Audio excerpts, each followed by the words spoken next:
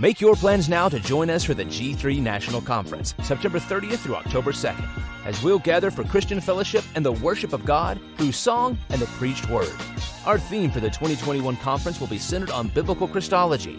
You can find registration details at g3men.org. Get 15% off by mentioning code G3B.A.R. That's G3 B.A.R.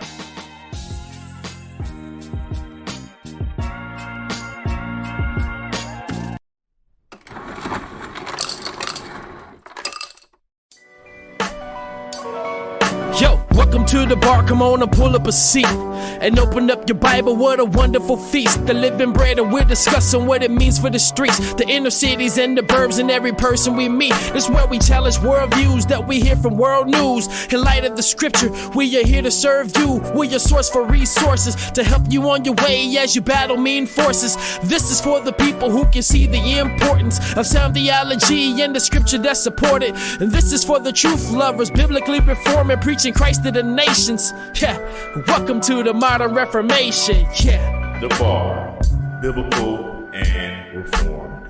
Welcome everybody to The B.A.R. It's your boy Dwayne in the building, right back in here another Tuesday. Super excited as always, be coming through your speakers, through your earbuds, wherever you listen to The B.A.R. We're grateful that you're listening. And like I do every week, I love to start the show off by thanking the listeners. First of all, man, you guys are so awesome. Thank you guys for listening to The B.A.R, sharing The B.A.R, telling people about The B.A.R. That is amazing. I'm recording in March. This episode probably won't come out to June, but I'm that far ahead, y'all. I just realized that, and at the end of February that I am like 14 weeks ahead. So it's unbelievable. Thank God for that. But I also love to thank you guys, man, for just being who you are, man. March will mark 5 years of podcasting.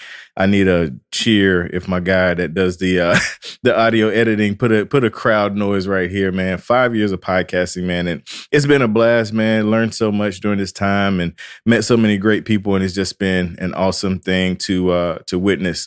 And like I do every Tuesday, I bring in awesome guests.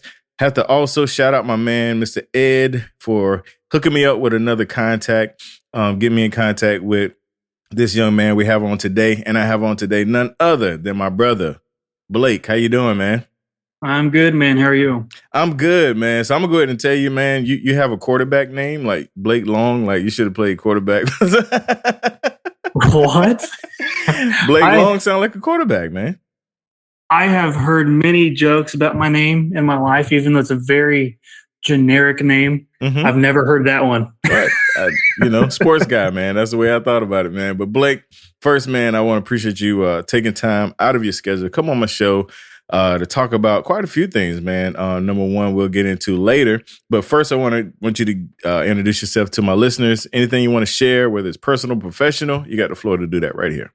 Sure. Well, again, the privilege is mine. Ed called me yesterday out of the blue. This is Texarkana number, and I almost didn't answer it. And then I heard the voice on the other line, that real Southern accent, and I realized who it was. Hey, brother.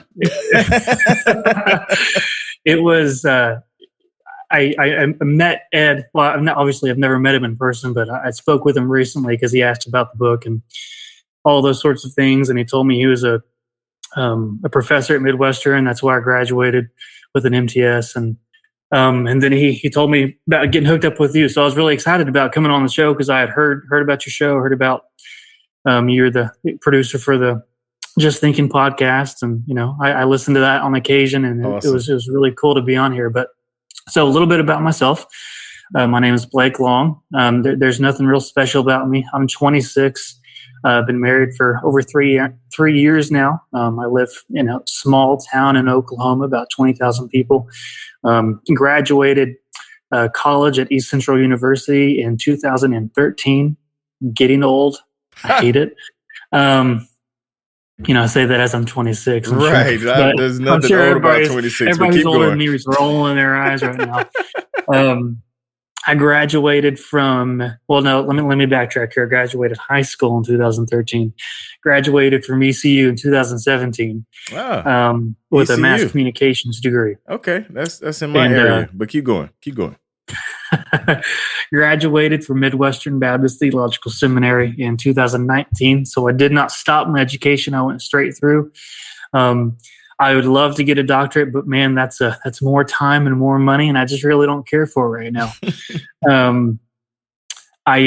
We have Shell and I, my wife, we have one little girl, Jovi Grace. She is, for those who are wondering, informally named after Bon Jovi. The only reason I agreed to it was because I thought it was a cute name. Nice. But I was still able to throw in some biblical part to that with Grace, so I had to do that. Nice. We have another little girl on the way, so I'm officially a double girl dad. Her name is going to be Piper Joy. So my goodness, John Piper just came out with a book today. We informally named her after John Piper, and then you add joy in the middle for Christian hedonism. Man, it's just, I'm loving it. No, I love it. She is due on September 2nd. And so we are eagerly awaiting that. Jovi came a month early, so we're wondering if that's going to be the same thing for this one. But so far, so good, man. We're praising the Lord for that. We attend Sovereign Grace Bible Church here in Ada. We are a small church, just like most Reformed Baptist churches are, but I love it. On a good Sunday, we probably have 100 people, but 80% of those 100 people that come are members. Nice. And so it's, you don't get that in the SBC. So it's a really refreshing thing. We've been there for 4 years, and it's a plurality of elders. It's just a really healthy church. There are bad things that happen there on occasion sometimes, but for the most part, it's a really good place to be, where it's a blessing to have that oversight. I currently work for a nonprofit organization. I'm not sure if you've ever heard of the Chickasaw Nation, but I work for that tribe. Okay. In Oklahoma. And Shell is a special education teacher here in the area. She's been there for 5 years, so she's it takes, no pun intended, of course, but it takes a special person, and she's that person For sure. And of course, I aspire to ministry, to pastoral ministry, but I'm just not there yet. So I'm taking my dear time and trying to write and do other things in the process. So that's a little bit about me. Nice, man. That is dope. I appreciate you going through that for my listeners. So I want to rewind back, man. How did you get to ECU, Greenville, North Carolina? Am I correct? How did you get there? Say that. What do you mean? Greenville, North Carolina. What ECU did you go to? East Central University. Oh, okay. So I thought you were talking about the ECU, the Eastern Pirates, Eastern Carolina University. No, man. See, this is why I said it at the first, because if you just type in, that's why I was thrown off by that. Every time I type in, if you type in ECU on Google, it's not going to pull that up. It sure isn't. Yeah. That's funny. Yeah, I even saw it on your shirt. I was like, dang, how'd you get to North Carolina? But I see Tigers now, ECU Pirates it does. from North Carolina. No, I say little. I mean, Ada, Oklahoma is about 20,000 people. But East Central University is, I'm not sure how many people they have there, but it's just a Division II college, man. Okay. Nothing special about it. Right. Most people who go there call it Easy Credit University. I got my degree and got out. So bachelor's degree was all I needed. I got you. Yeah, that's funny. That is funny. ECU, man, you threw me for that one. Okay. All right. I was wrote that down and everything. I was like, tell me how that. But no, that just changed the whole interview. But anyway, that is dope, man. And also, man, salute to the wife, man. Special ed. I actually did 5 years of transportation coordinating for a special ed school. So I always tell people in special ed, you're either going to be there 1 day, 1 week, or the rest of your life. Like, when we did orientation, people would come. They'll be there 1 day and they quit, or they'll be there 1 week and then they quit. But then you see those soldiers, man, that's been doing it 20, 30 years plus, man. So hats off to all teachers, but definitely hats off to special needs teachers. Like I said, I was in that world for about 5 years. So enough about that. We're going to talk about you. You talked about your church that you're in, and you really love your church. And here at the B.A.R podcast, we love the local church. We love promoting the local church. We love telling people to go to your local church. Your podcast is a supplement. The local church is where you should be getting fed. You mentioned the problems. I know sometimes problems come. It's all because of, because we're in it. That's why we got problems. Right. Exactly. So what has been your perspective as a layperson? I'm assuming you don't have a role yet. What has been your perspective as a layperson there with the church and just the way that it is moving, growing, and breathing out? And I'm going to say post-COVID, because that's the thing. Yeah. So one of the things I love about my local church is the plurality of elders. Now, you're not going to get that everywhere. You're definitely not going to get it everywhere in the SBC. It's not the biggest issue we have to deal with, but it can be. Definitely just with everything that's going on with Ravi, and of course he wasn't within the local church, but you create that paradigm, create that culture with stuff like that. And honestly, my one of my pastors just got done preaching a sermon on celebrity pastors and celebrity culture. Wow. So it was refreshing. So, if I relate it to the problem within the church without getting too specific, there's been an issue with a former member basically trying to be very manipulative and lure people away from the church. And and honestly, I don't want to make everything in life about the book. It just connects. It does. And it goes back to having the truth, knowing the truth of God, but just simply not loving others well in general. And I think my local church has done a really good job of standing ground and being firm on the gospel and being firm on what to expect out of church members. Their names have been tossed through the mud. The 4 years I've been there, we have not had to deal. They have not had to deal with anything like this, and they're being slandered. They're being called names, all sorts of things. But they're doing so good, and it's refreshing to see. Most churches wouldn't do it like this. To be quite honest, most churches don't practice church discipline. True. If you don't have a church that doesn't practice church discipline, you can make the case they're not a real church. It's a social club at that point. And so it's refreshing to see, though. So, with the issue we've been having, they've done a really good job. But just in general, it's a refreshing thing to see a healthy church, because for the most part, we're healthy. Yeah. You hear sound doctrinal preaching every week that applies directly to our lives. We have a weekly Bible study, so you don't have to go through small groups. You have one study with the whole church on Wednesday nights. It's always a good thing. And then we have bi-monthly small groups with individual people to make it more personal. It's just a really, really good thing, and it's just really healthy church, and it's a good thing to see. Awesome, man. I appreciate you kind of walking through that, man.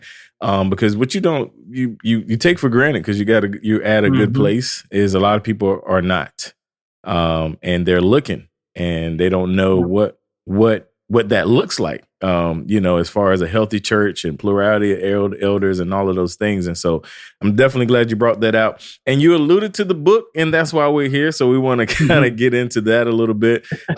Let's start with the title and kind of the premise and the idea of the book. Yeah. So gospel smugness, displaying Christ-like character and evangelism. I will go on record to say, no, this is a huge deal. It's just kind of a little behind the scenes thing. At first, it was going to be the gospel doesn't need your smugness, and then the subtitle was going to be sharing an offensive gospel with an offended culture, which I think, in my opinion, both titles and subtitles would be sufficient. I remember relaying the original title, to my pastors. They all loved it. One just said it could be shorter, and that's how we arrived at gospel smugness. Which I thought encapsulated the theme of the book almost perfectly. It is a rather specific theme and a specific thing I'm trying to get to. So it was pretty difficult trying to land on a right title, but I think that really shows the theme of the book pretty well. And then again, with the gospel smugness, I knew I wanted gospel in the title, of course. Right. I couldn't figure out for the life of me what I wanted the word to be. You had smugness, you had arrogance, you had whatever. Sure. And I'm thinking to myself, you don't want to be pragmatic, but you kind of have to be. And I'm like, I'm a first-time author, I'm a self-published author. Right. With not a huge audience. I want something that conveys the theme of the book, but also makes people take a second look and say, what does that mean? Mm-hmm. That's how I came up with Gospel Smugness. Nice. I love that, man. I love the progression. I'm actually, well, I'm not doing anything, but Just Thinking is working on their first book. And wow. Well, yeah, we signed a 3-book deal with Founders, and the first one should be out in March. You guys listen in June or July, whenever you're listening right now. That book should be available. But it's interesting to watch the progression of just the writing and the title and the, just getting out. So hearing your side of that is really cool. So Gospel Smugness, man. So what is the, you kind of talked about how you arrived at the title. What is the Amazon version of the the summary of the book, and then we'll kind of break down into some major points and things you want people to get from it. Sure. So you know what? I have the proof copy right in my hands. Very cool. I can't explain to you how many times I've gone through this book to edit it. And I'll just shout him out. I had Russell Meek at Meek Manuscripts do the rough draft editing. Nice. He's going to make me sound so much more smarter than I really am. But I will read the back cover. Let's do it. So it says, Christians have some navigating to do. The culture we live in hates the message that we cherish. We know the gospel we share is offensive, but sometimes we make it more offensive by our behavior. Is there a way to share an offensive message to an offended culture while not being gratuitously offensive? And so in this book, I challenge evangelicals. Let the gospel do the offending, not us. The gospel is offensive enough. Our attitude, our smugness shouldn't make the gospel harder to believe. And so what I try to do, I try to help readers to find the problem and point to the solution, which is the solution to everything, Jesus Christ. And then I talk about how, there's no time to retreat. There's only time to engage. We have to engage with boldness and gentleness, bluntness and compassion. Basically, we have to witness like Christ. And that's the main thing I want people to take away from it is, I'm not saying don't back away from bluntness or straightforwardness. I'm not saying retreat and don't ever speak to people, but let's look to Christ and see how he witnessed about himself. No, that's very good. Because and it's good that you clarify that, because people can take that message and it's like, well, I'm smug, so I'm not going to say anything, Right, exactly. So that's awesome, man. Good deal. Okay, so what, as far as the thing that you want people to, I guess, kind of take away. I mean, I know it kind of all sounds, but every author has this thing like, I wrote this book with this in mind. What was that thing in mind as far as for you when you wrote this book before we go to the break? So I think this is a part of being a part of Reformed culture. Now, the book is not specifically written to Calvinists. Right. It's written to any and all Christians who can have this problem. But I think it is very fair to say that this issue is far more prevalent in Calvinists and people who believe in Reformed theology than anybody else. Is you have the knowledge in your head. You know about penal substitutionary atonement. You know about the tulip, and you know about all these sorts of things. Yet it doesn't translate very well in practical life. Definitely in evangelism. We focus so much on getting the message across, getting the truth across, but sometimes either whether we know it or not, we can come across smug, or we can come across arrogant or condescending, or maybe we're just not reading the room very well. Right. I talk about this in the book a little bit. I give a little shout out to Tony Miano. Did I say that right? Miano? Yep. I don't know. Yep. No, Tony will. And I love the fact that he would be in a coffee shop just sitting there, and he has that little cover on the back of his computer that just says, "Hey, my name is Tony. I'm a Christian. You want to come talk to me about spiritual matters? Come sit down." That's I'm going to butcher the verse, but I think that's Romans 15:7, maybe. Be welcoming, so to speak. Just simple things like that. Right. We need to learn how to be welcoming. We need to learn not to compromise the gospel. Right. That's not what we're saying, but to share it in a loving way. Whether you have to be blunt or whether you have to be just gentle, Nice. I love that. Yeah, definitely good friends with Tony. And like I said, he does have a nice, gentle way about him. Yes. But he does get his point across, man. So listen, that is awesome. So right here, we're going to take a quick break and we'll be right back.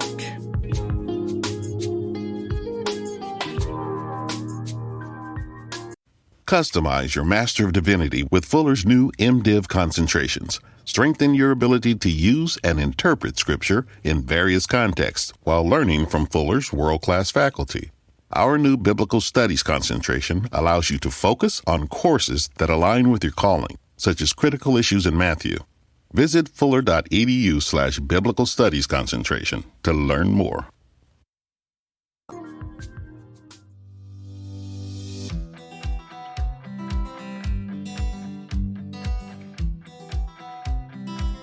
Welcome to Crosswise, where we seek wisdom from the Word, not from the world. I'm Sierra Whelan. And I'm Jessie Bridges.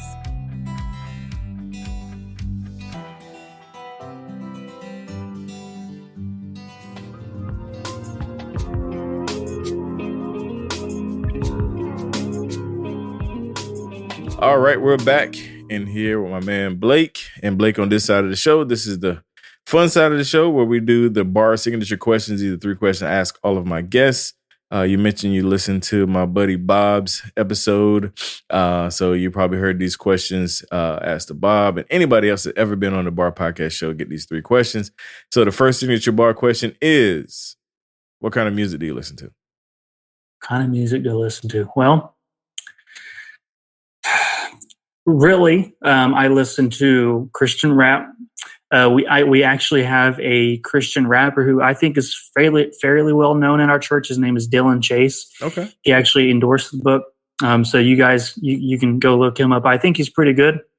I listen to him a lot. It's one of those things that's not corny. It's not cheesy rap, It's kind of like making Christian movies that are just cheesy. Right. It's a really good sound, and it's sound. It's doctrinally sound.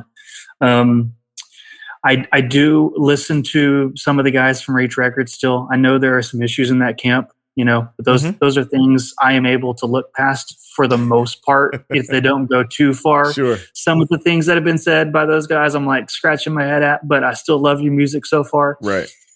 And that's another thing about the book. It's like, don't get so caught up on the social justice stuff.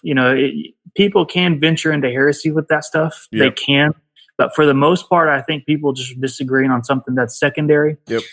I listen to him. I listen to King's Kaleidoscope. I'm not sure you know who they are. I do. They are, before I came to Christ, I would have never listened to somebody like that type of music. Sure. I was introduced to it, and I just love it. I don't know how I do, but I love it. It's that sound it's different, but I really love it.